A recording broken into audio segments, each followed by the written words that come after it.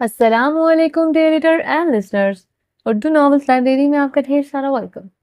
رمز عشق بائی نور آج سے فطر ایپیسوڈ کے ساتھ حاضر ہوئی ہوں۔ اگر آپ نے ابھی تک میرے اس چینل کو سبسکرائب نہیں کیا تو پلیز سبسکرائب کر لیں، لائک اینڈ شیئر کریں اور اپنی رائے کمنٹ باکس میں لازمی دیں۔ چلیں سٹارٹ کرتے ہیں۔ برفیلی ہواؤں کے تھپیڑوں نے ابرش کا استقبال کیا تو وہ کانپتے ہوئے زاران کو مضبوط باہوں میں سما گئی۔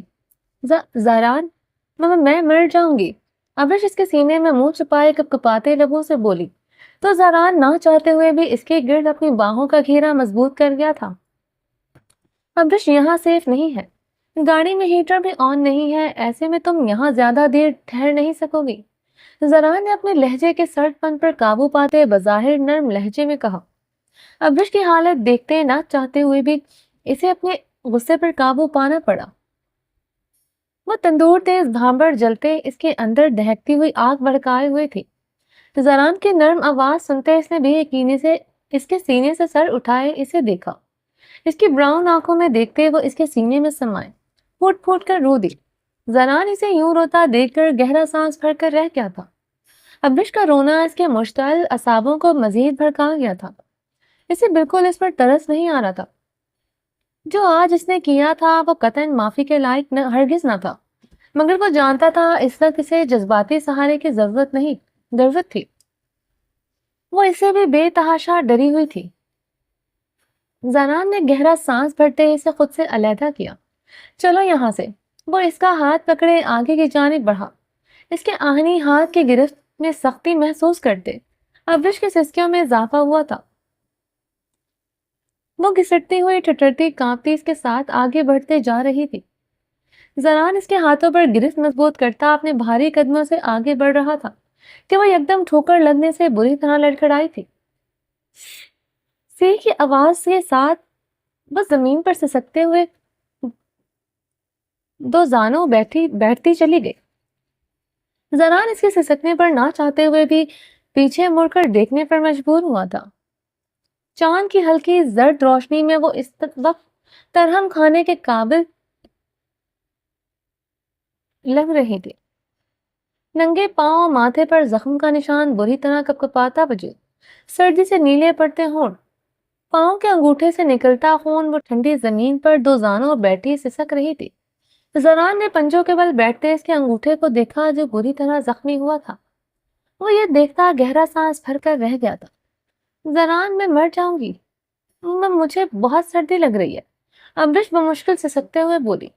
زاران اسے بغور دیکھتے کھڑا ہوا، پھر اس کی طرف جھکتے اسے باہوں میں اٹھا لیا۔ ابرش اس کی شرٹ مٹھیوں میں جکڑے اس کے سینے میں منہ چھپا گئی۔ اس کا بدن برف کی مانند یک ٹھنڈا تھا۔ سردی شدید پڑ رہی تھی، یقیناً وہ صبح تک ایسے ہی رہتی تو اتنی سردی میں مر بھی سکتی تھی۔ زاران اب کی بار تو واقعی میں پریشان ہوا تھا۔ زاران اسے لیے تھوڑا آگے بڑھا، گھنے درختوں کے جھنڈ کے نیچے اس نے قدرے خشک جگہ پر اسے نرمی سے بٹھایا۔ زمین ٹھنڈی ہونے کے باعث وہ سکڑتی زمین کا ہی حصہ بنی تھی۔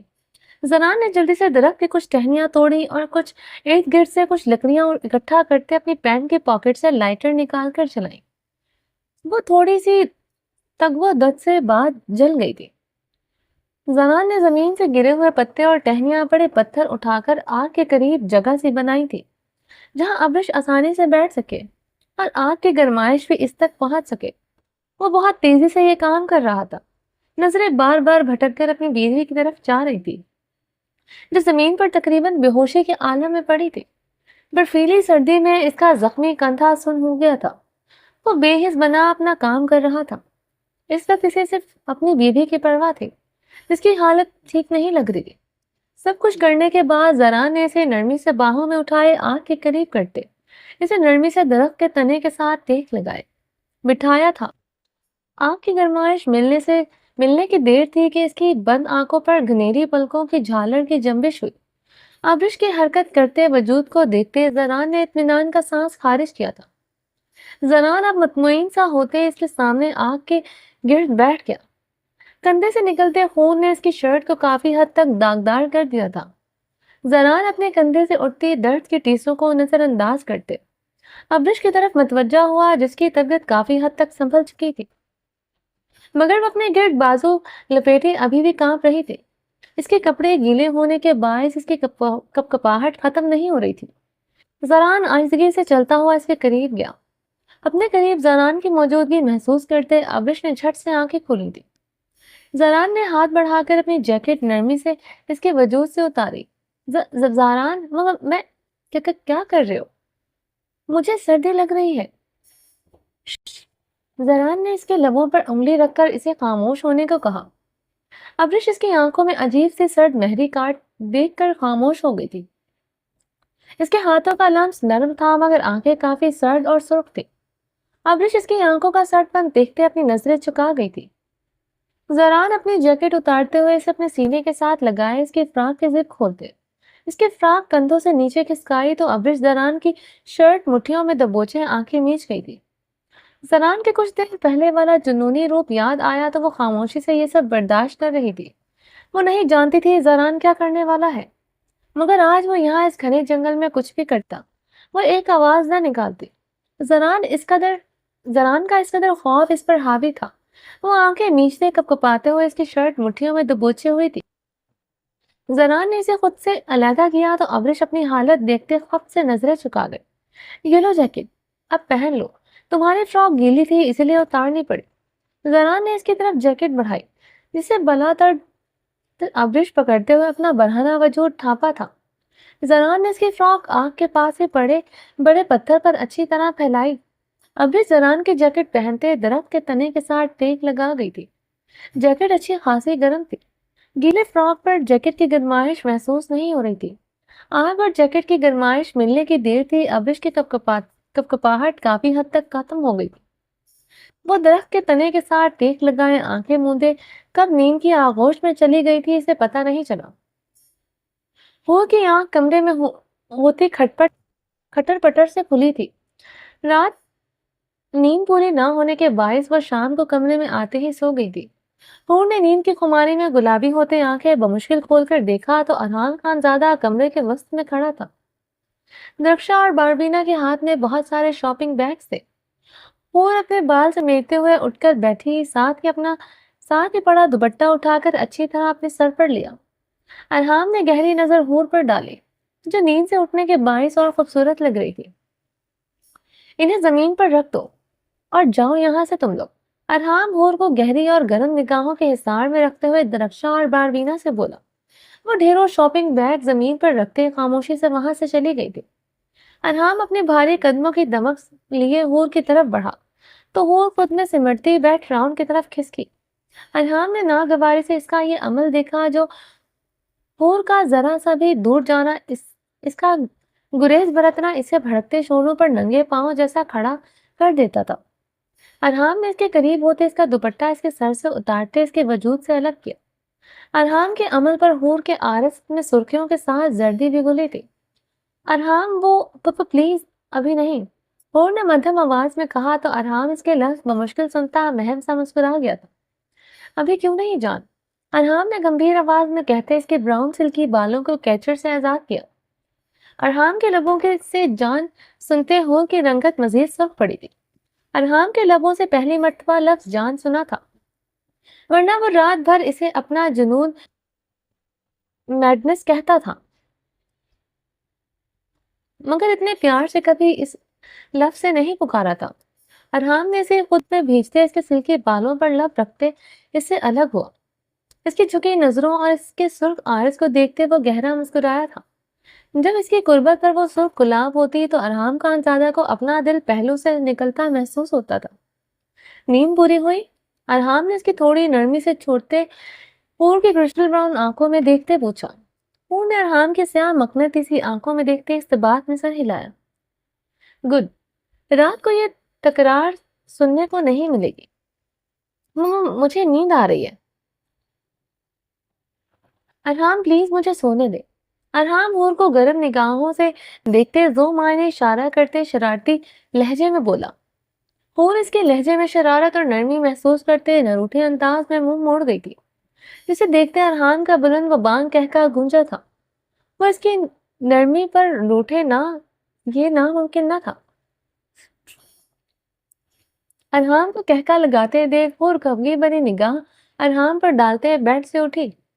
ارحام اسے بازوں سے جکڑے خود کے قریب کر گیا تھا، بیڈ پر لیٹتے اسے نرمی سے اپنے سینے پر لٹایا تھا اور نروٹے انداز میں اس کے اوپر سے اٹھنے لگی تھی کہ ارحام سختی سے اس کی کمر پر اپنی گرفت جمائے اسے خود میں قید کر گیا۔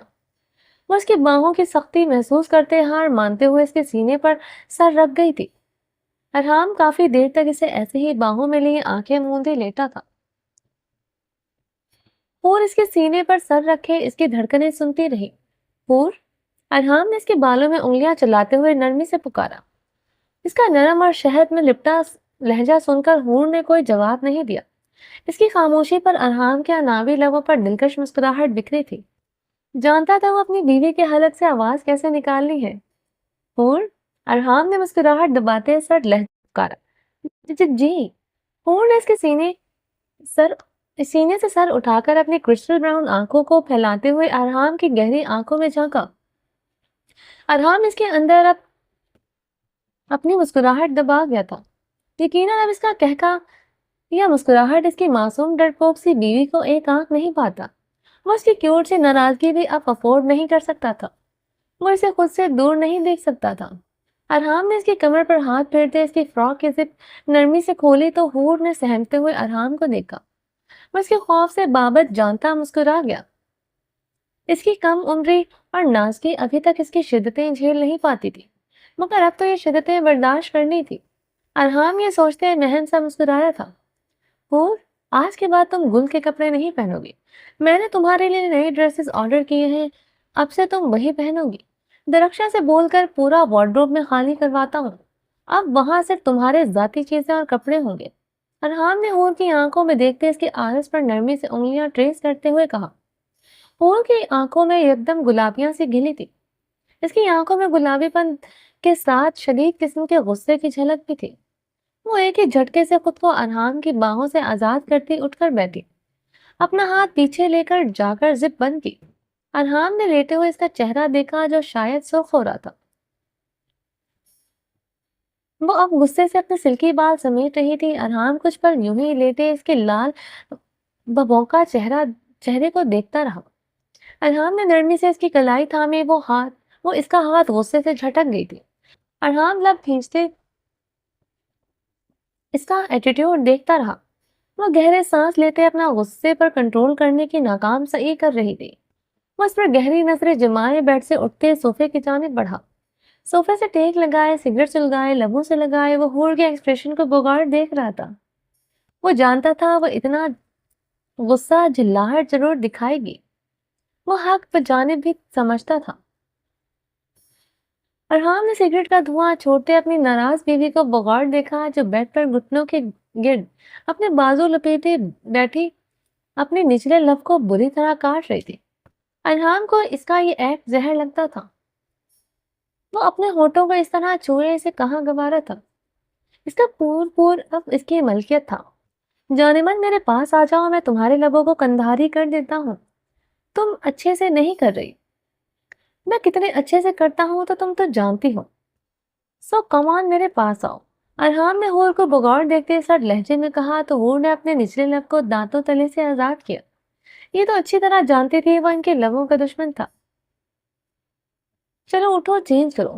ارحام کا تحکم بھرا لہجہ سنتے ہوئے وہ بیڈ پر یوں ہی بیٹھی رہی۔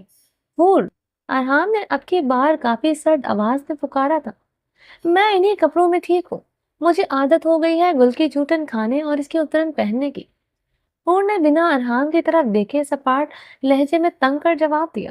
ارحام نے اس کی بات بمشکل ہی برداشت کی تھی۔ اس کی جھوٹن کھانے سے کیا مراد تھی؟ وہ سمجھ گیا تھا۔ ارحام اس کی آنکھوں میں شدید قسم کی سرخی چھلکی تھی۔ وہ اپنی مٹھیاں بھیچے بمشکل برداشت کر گیا۔ اگر یہ لفظ اس نے خود کے نہ ہوتے وہ کبھی برداشت نہ کرتا۔ اپنے ہی لفظ یاد کر کے وہ اذیت کی انتہا پر جلا تھا۔ تمہارے حصے میں شوہر بھی گل کا آیا، جھوٹن اترن ہی تو تمہارے حصے میں آئی ہے، ایسی باتیں تمہارے منہ سے سوٹ نہیں کرتی۔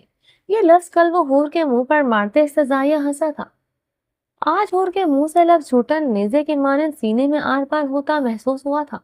وہ ایک ہی جھٹکے سے صوفے سے اٹھتے دروازہ دھاڑ سے مارتے باہر نکل گیا تھا۔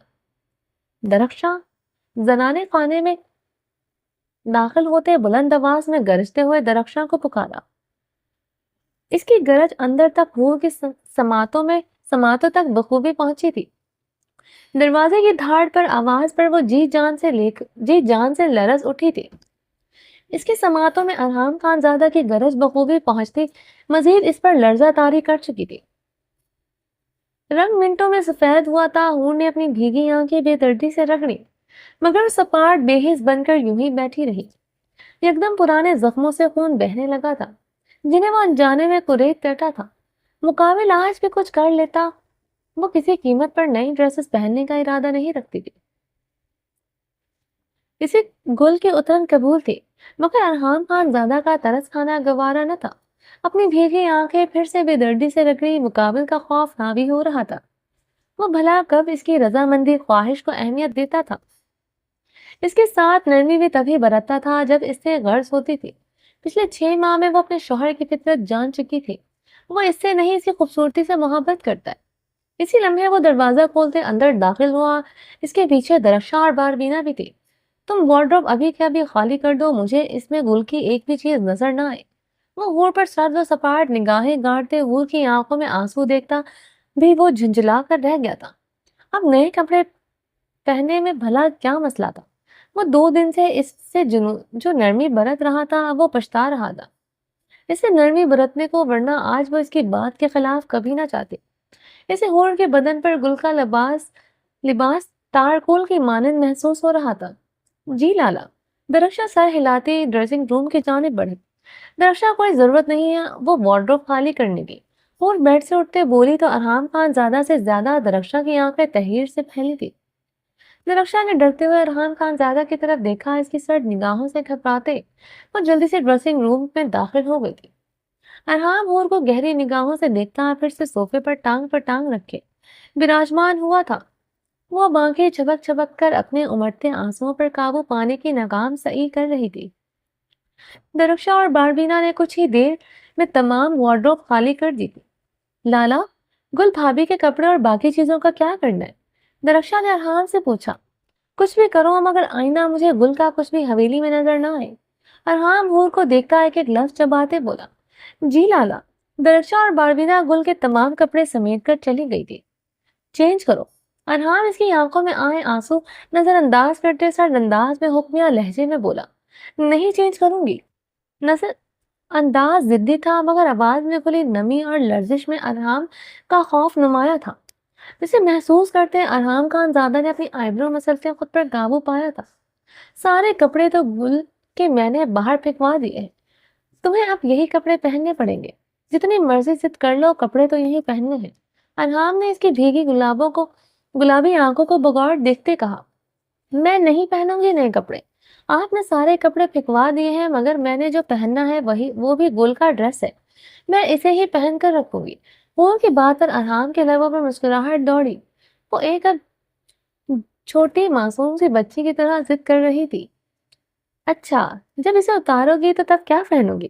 ارحام نے مسکراہٹ دبائے پوچھا۔ اس کے معصومیت بھرے انداز پر جی بھر کر پیار آ رہا تھا۔ میں اسے اتاروں گی نہیں۔ 2 قدموں پٹ سے جواب آیا۔ او اچھا۔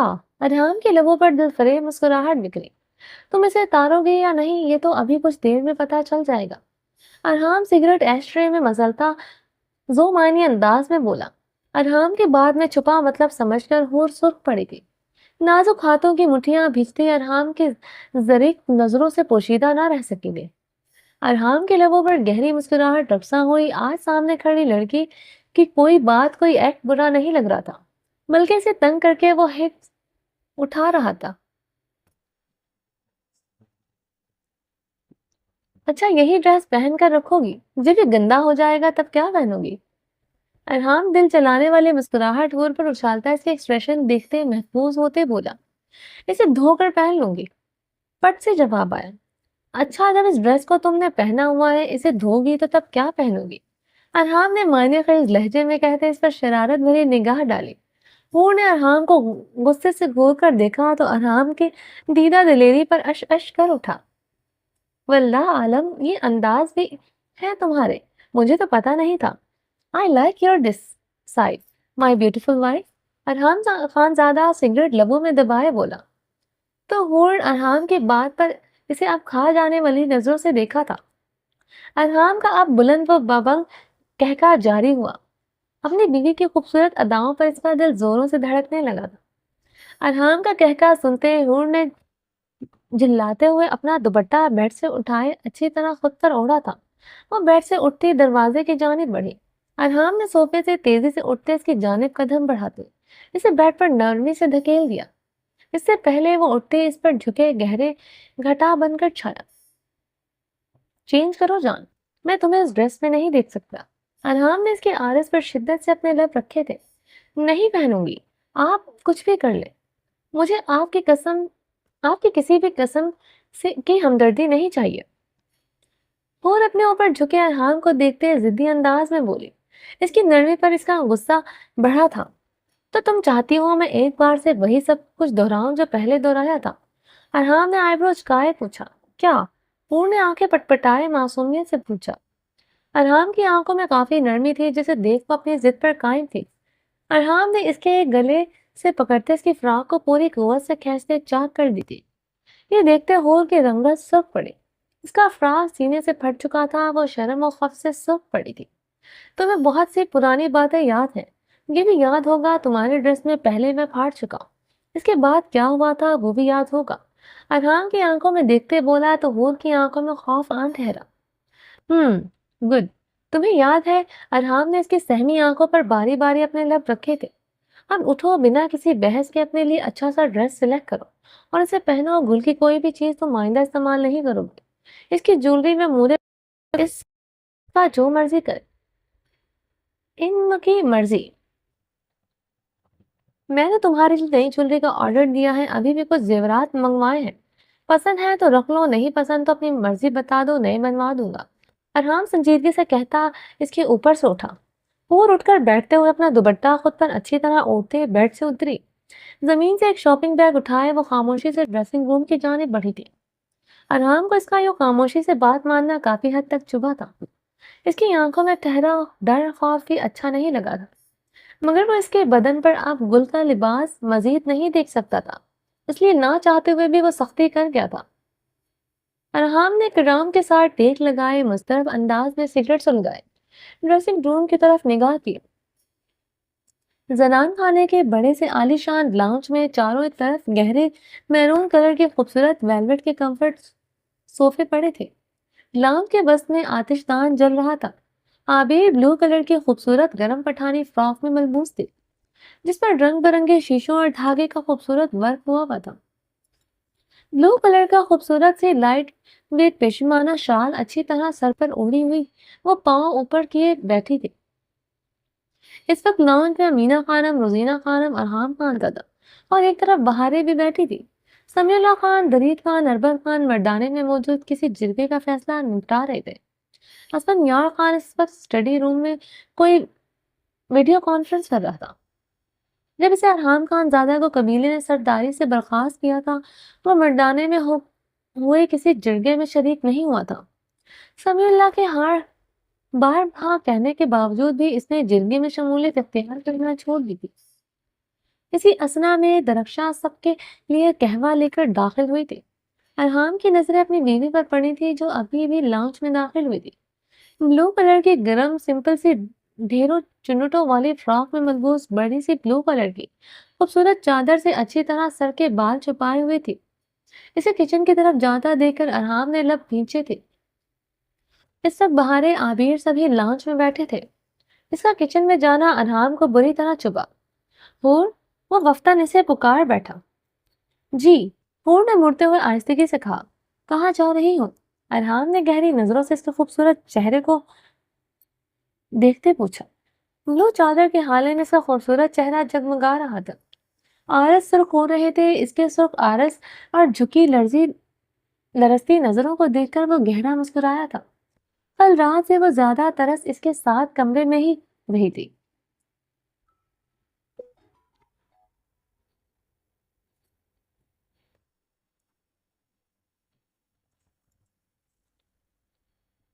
کچن میں ہور دو لفظی جواب دیتے کچن کی طرف بڑھی۔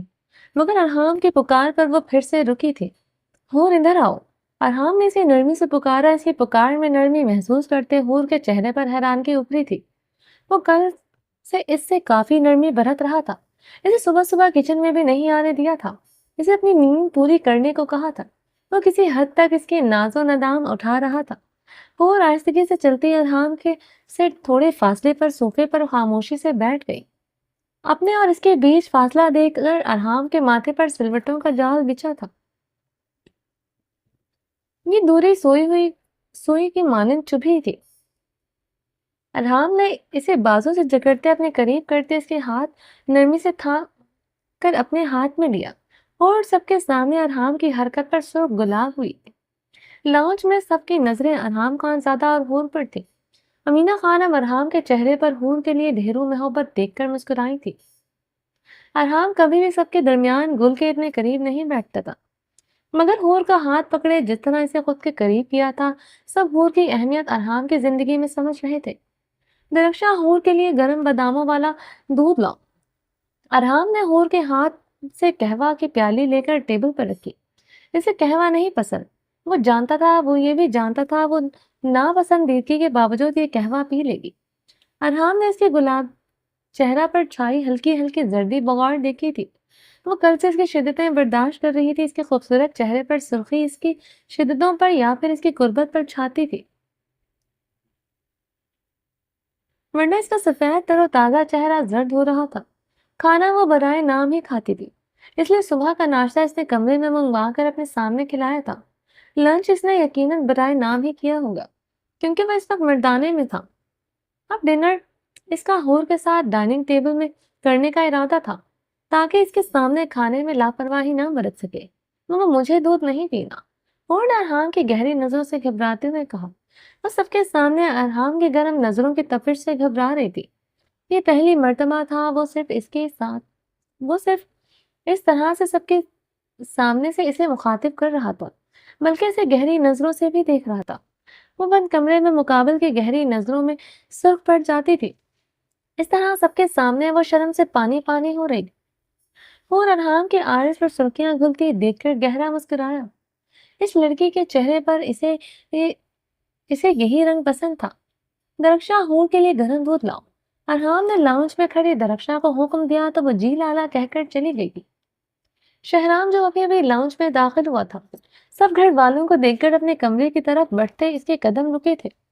وہ اس وقت بلو جینز پر وائٹ شرٹ اور بلیک لیدر جیکٹ پہنے ہوئے تھا۔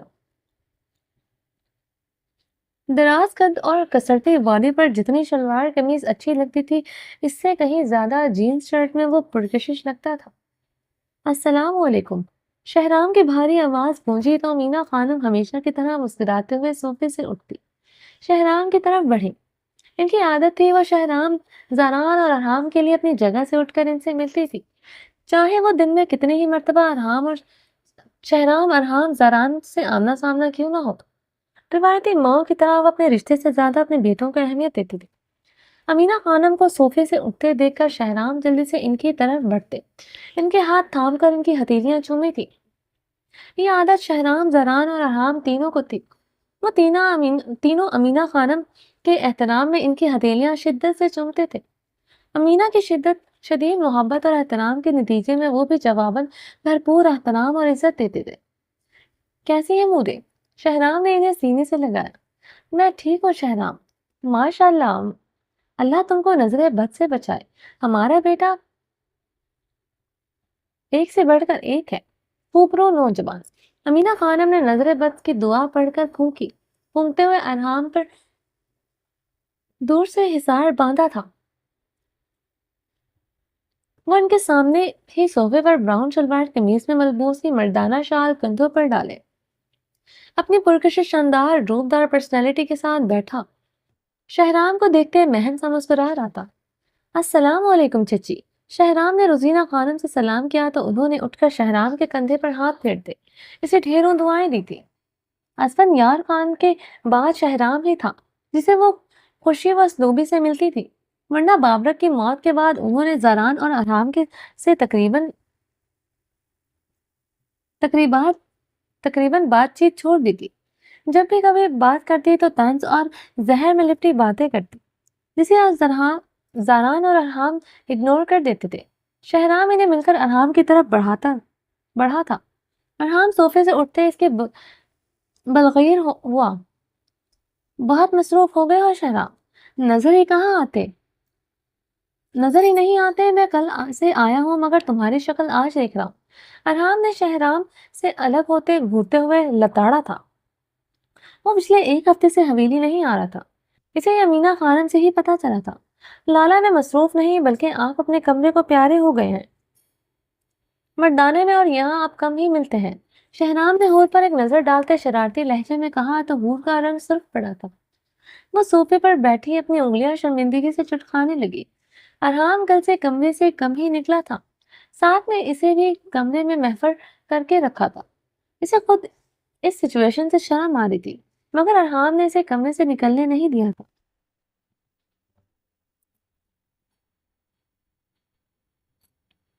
حور کا چہرہ سرخ پڑتے دیکھ کر ارحام نے شہرام کو سرد اور تنبیہ نظروں سے گھورا۔ ارحام کا سرد سنجیدہ چہرہ دیکھ کر شہرام اپنی مسکراہٹ لبوں میں دبا گیا۔ لالا میں مزاح کر رہا تھا۔ شہرام نے ارحام کے سنجیدہ تاثرات کو دیکھتے جلدی سے وضاحت کی۔ ارحام خان زادہ کا کافی روب تھا شہرام اور زاران پر، وہ دونوں کافی ڈرتے بھی تھے، جس میں زیادہ ارحام خان زادہ کا احترام شامل تھا۔ آئندہ احتیاط کرنا، مجھے اس طرح کا مذاق پسند نہیں ہے، ارحام نے شہرام کو سخت نظروں سے گھورتے کہا۔ جی لالا، شہرام نے بھی جواباً سنجیدگی سے کہا۔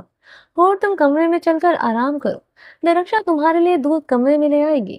اور کو کنفیوز سا بیٹھا دیکھ کر ارحام نے اسے کمرے میں جانے کو کہا۔ وہ خاموشی سے وہاں سے چلی گئی تھی۔ وہ خود ایک ضروری کال کرنے کے لیے مردان خانے کی طرف بڑھ گیا تھا۔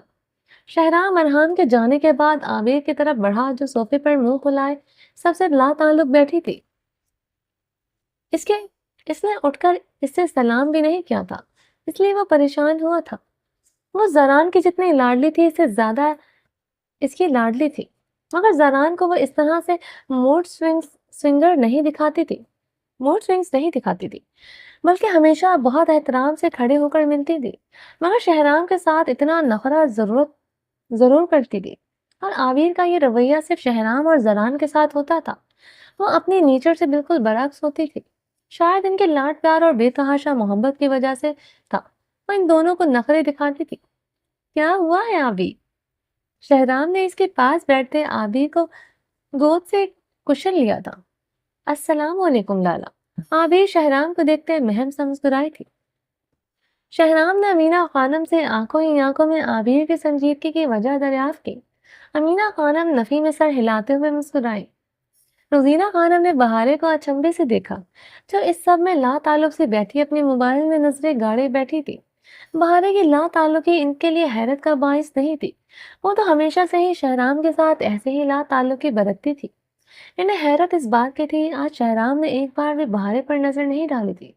جتنی بہارے شہرام کی ذات سے لا تعلق تھی، اس سے کہیں زیادہ شہرام اس کی ذات سے لا تعلق نظر آ رہا تھا۔ شہرام نے آج بہارے پر ایک نظر نہیں ڈالی تھی، وہ تو ہمیشہ سے سب کے سامنے بھی اسے اپنی گرم والپادر نظروں سے دیکھتا رہتا تھا، مگر آج شہرام کے نزدیک بہارے کا وجود جیسے نہ ہونے کے برابر تھا۔ انہیں اب بہارے کی اجنبیت اور لا تعلقی بھرے رویے پر غصہ آ رہا تھا۔ شہرام پچھلے کتنے دنوں سے حویلی نہیں آیا تھا، بہارے کو اس بات کی بھی متعلق پرواہ نہیں تھی۔ وہ ہاسپٹل رحیم خان کے ساتھ آ جا رہی تھی۔ بہارے آج شہرام سے آدھا گھنٹہ پہلے ہاسپٹل سے آئی تھی۔ یہ بات ان کے لیے تشویشناک تھی، اگر شہرام نے آج حویلی آنا ہی تھا تو بہارے کو کیوں رحیم خان کے ساتھ بھیجا؟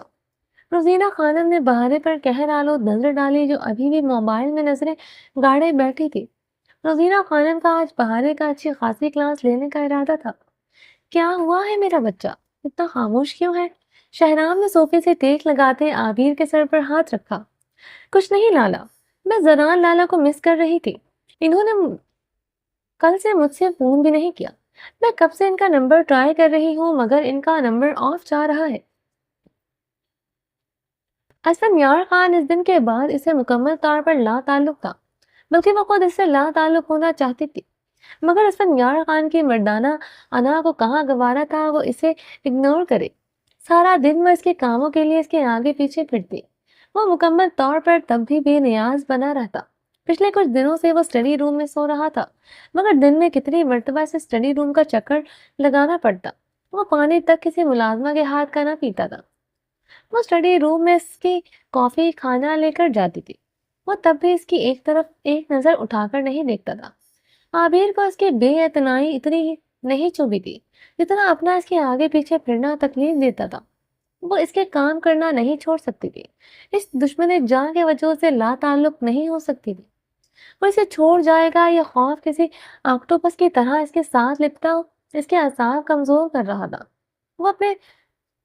وہ اپنے دل اپنی زندگی میں کسی اور کو جگہ دے دے گا۔ یہ خوف اس کے اعصابوں کو کمزور کرتے نہ چاہتے ہوئے بھی اس کے آگے پیچھے گھومنے پر مجبور کرتا تھا۔ وہ نہ چاہتے ہوئے بھی بھنورے کی مانند اس کے گرد منڈلاتی تو وہ خود اس سے صدیوں کے فاصلے پر ہو جاتا تھا، جیسے اس کا اس کے ساتھ کوئی تعلق نہیں ہے۔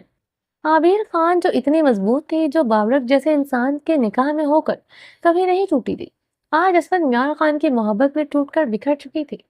ایسے میں وہ زران کو شدید مس کرتے کتنی مرتبہ رو بھی چکی تھی، یہاں تک کہ وہ صبح سے اسے یاد تھی۔ میرا بچہ اتنا پریشان کیوں ہو رہا ہے؟ شہرام عابر کی آنکھوں میں آنسو دیکھ کر تڑپ اٹھا تھا۔ لالا کی یاد آ رہی ہے۔ آپ تو اتنے دن حویلی بھی نہیں آئے، روز ہاسپٹل آتے ہیں مگر آپ حویلی نہیں آئے، کیوں؟ مجھے لگتا ہے زران لالا بھی مجھے وہاں جا کر بھول گئے ہیں۔ عابر اپنی آنکھیں اور ناک دوپٹے سے رگڑتے بولی۔ شہرام کے لبوں پر اس کے اندر مسکراہٹ چھائی۔ عابر، زران لالا اپنے ہنی مون پر گئے ہیں، وہ تمہیں یاد کر کے کیا کریں گے؟ انہیں تو بھابھی کے علاوہ کچھ نظر نہیں آتا ہوگا۔ شہرام نے عابر کی طرف جھکتے مدھم آواز میں کہا۔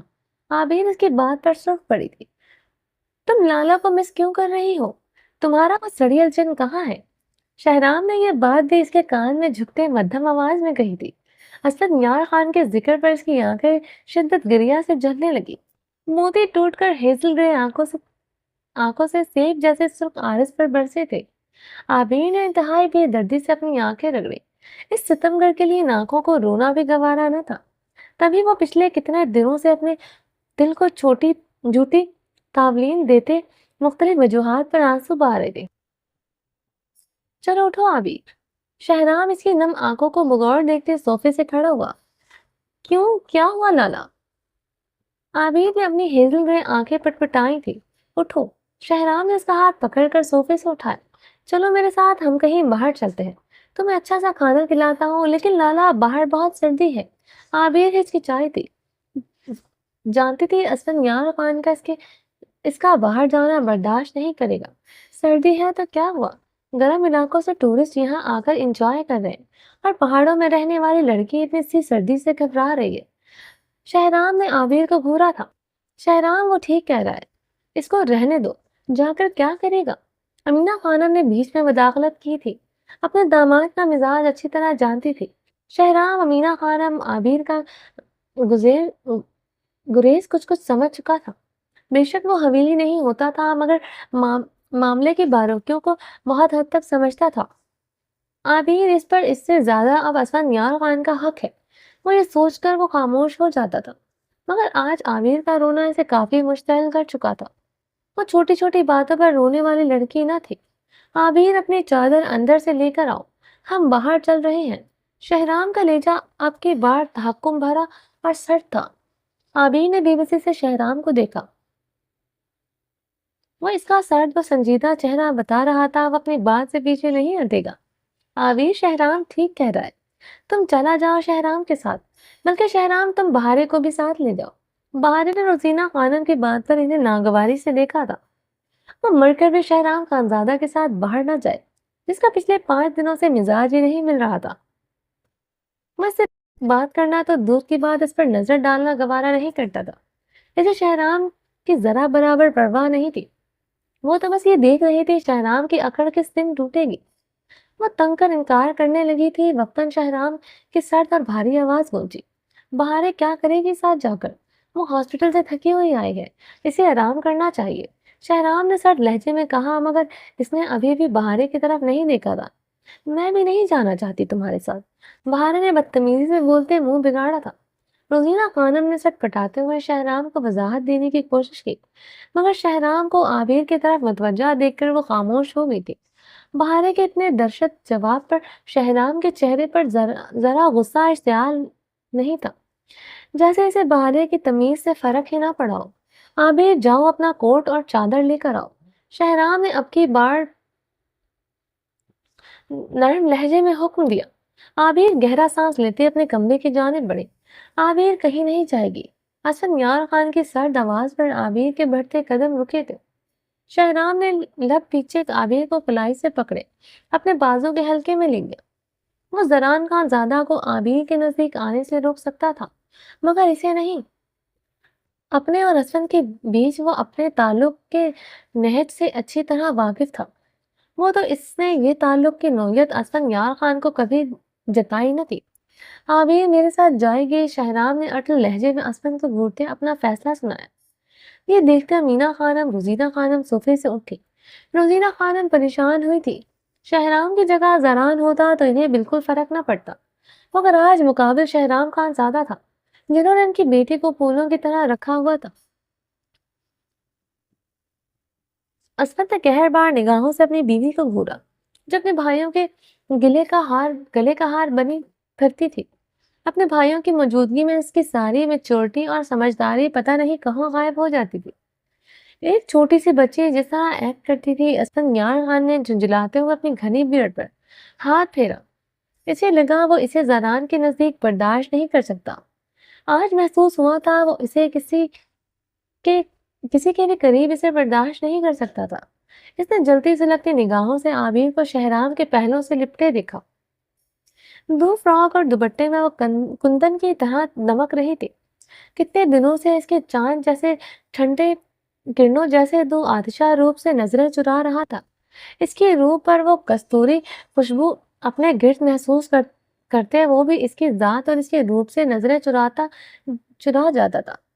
اس پر ایک نظر نہیں ڈالتا تھا، مگر آج اسے شہرام کے ساتھ لپٹے دیکھ کر وہ نظر انداز نہیں کر سکا تھا۔